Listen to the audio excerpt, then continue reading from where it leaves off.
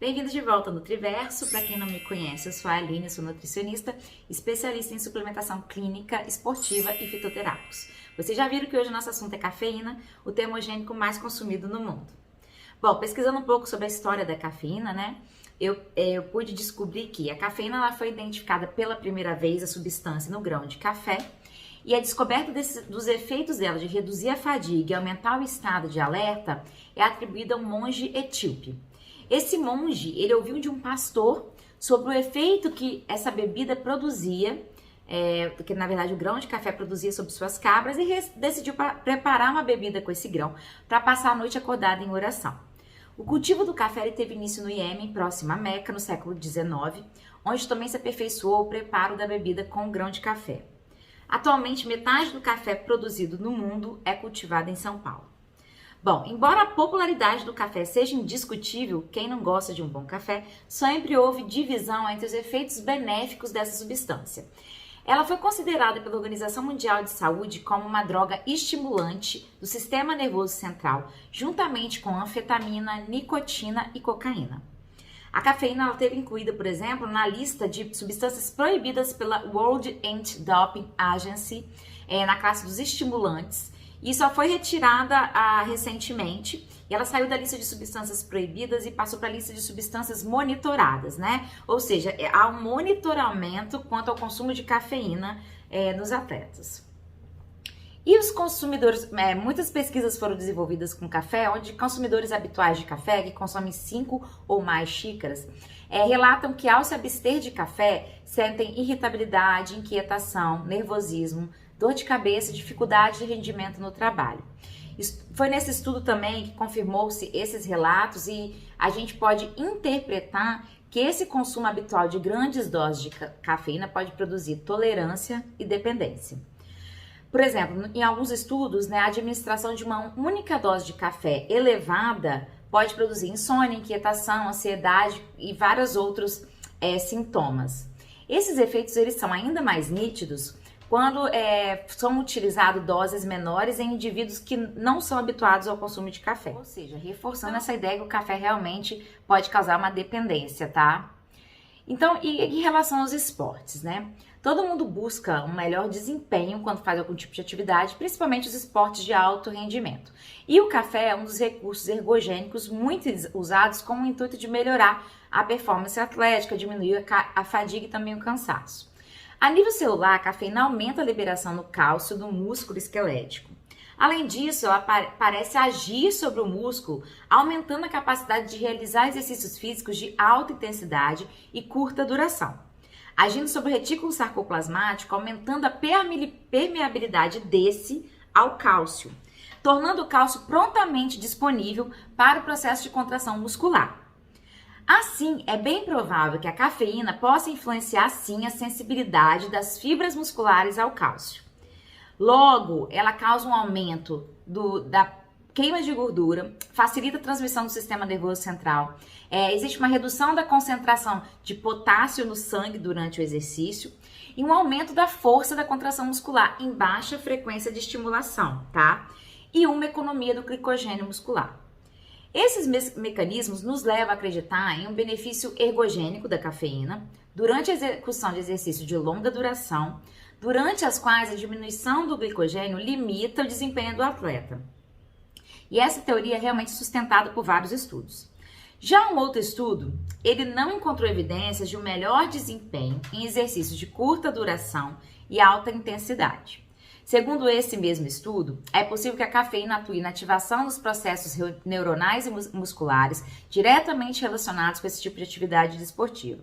De fato, a cafeína ela poderia atuar diretamente ao nível do sistema nervoso central, liberando o hormônio adrenocorticotrófico e beta-endorfina, que são hormônios relacionados com a resposta ao estresse, que modificam a percepção à dor e à fadiga causados pelo esforço físico.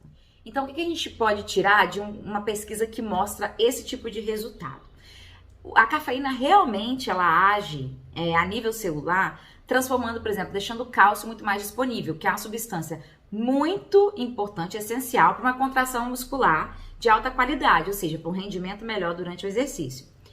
Porém, alguns estudos mostraram principalmente que a cafeína ela libera alguns tipos de hormônio, né, como os que eu falei, que tem uma relação com a sensação de cansaço, com a sensação de dor e de fadiga. Então, isso faz com que alguns estudos mostraram que durante o uso da cafeína, os atletas se sentem menos cansados, se sentem menos fadigados, então conseguem ter um melhor desempenho. A cafeína ela é uma das substâncias estimulantes mais consumidas no mundo, como eu já disse, tá? E ela é absorvida por via oral. E a maioria dos estudos mostra que ela começa a agir de 15 a 60 minutos após a ingestão, tá? Isso muda, tá? A vida média da cafeína é mais ou menos em torno de 3 horas e ela é quase que totalmente metabolizada pelo organismo. Então, assim você consegue fazer um cálculo de quando você deve começar a tomar a cafeína. Você precisa observar, óbvio, o seu organismo, porque isso altera muito. De 15 a 60 minutos é uma diferença muito grande, né? Então, se você é uma pessoa que observa que a cafeína começa a agir no seu organismo com meia hora, você pode tomar cafeína, por exemplo, na hora de começar a fazer o exercício, para que meia hora depois, quando a gente começa a ficar mais cansado, num exercício, por exemplo, de resistência, né? Ou no tipo de musculação, você sente o benefício da cafeína.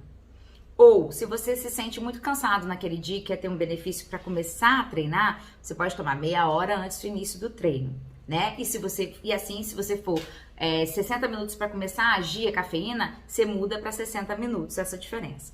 Se você vai fazer um treino de endurance, um treino que dura mais horas, você precisa moderar o tipo de uso e o horário do uso. Isso muitas vezes o seu nutricionista que faz, né? Então, como é que eu falo para o meu cliente, para o meu atleta? Se ele vai fazer o endurance, por exemplo, um treino de 2 a 3 horas, eu indico que ele tome cafeína no início do treino, para ela começar a agir de meia hora a 60 minutos depois. E no ápice do treino, no momento que ele chegar no seu maior rendimento, no seu maior cansaço ou fadiga, ele tome uma outra dose de cafeína, tá? Lembrando que essa dose de cafeína, ela também muda de uma pessoa para outra. Como a gente viu nas pesquisas que eu falei, uma dose pequena para quem usa pouco café tem a mesma função de uma dose grande para quem já é habitual no uso do café.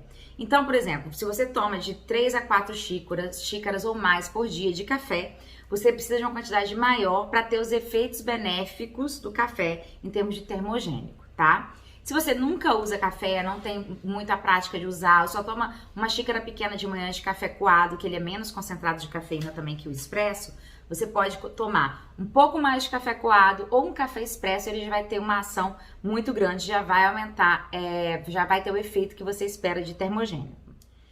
Outra coisa que é importante frisar, gente, não tem uma relação entre a quantidade de cafeína e a ação dela. Por exemplo, se você pensar assim, bom, então a cafeína realmente melhora, né? Como a gente disse, ela tem efeito termogênico, ela aumenta a queima de gordura, né? Ela diminui a fadiga, o cansaço, então eu vou tomar 3 vezes mais do que eu deveria, porque eu quero 3 vezes mais esse benefício.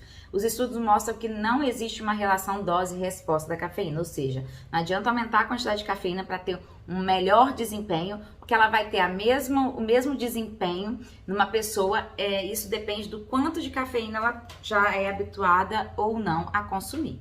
Outro ponto importante também é o seguinte, essa ação ergogênica da cafeína, ela pode ser eliminada ou reduzida em função das condições ambientais, tá? Ou através da utilização dela com outra substância. Por exemplo, teve um estudo comparativo, né, com os efeitos da suplementação oral de creatina e no mesmo estudo um outro grupo usando creatina junto com cafeína, né? E demonstrou que os efeitos ergogênicos da creatina durante a execução de exercícios intensos realizados de modo intermitente, foram eliminados no grupo que ingeriu também a cafeína. O efeito ergogênico da cafeína, né, pelos estudos, eles encontraram esse efeito em exercícios aeróbios, tá? Moderados de média e longa duração. Em exercício anaeróbio, esses estudos ainda são controversos, necessitando-se mais estudos para ver se a cafeína realmente tem ação em exercícios anaeróbios, tá? Como é muito mais comum que a gente faça os 2 tipos de exercício junto, a cafeína é realmente um bom termogênico, tá? Quando usado de forma correta. É o termogênico que eu mais gosto de usar com os meus atletas e com os meus pacientes, inclusive, tá? Se você ficou com alguma dúvida, deixa aqui abaixo nos comentários. Eu quero saber qual tipo de termogênico você já usou, qual foi sua experiência e se inscreve para não perder nenhum vídeo novo. Tchau!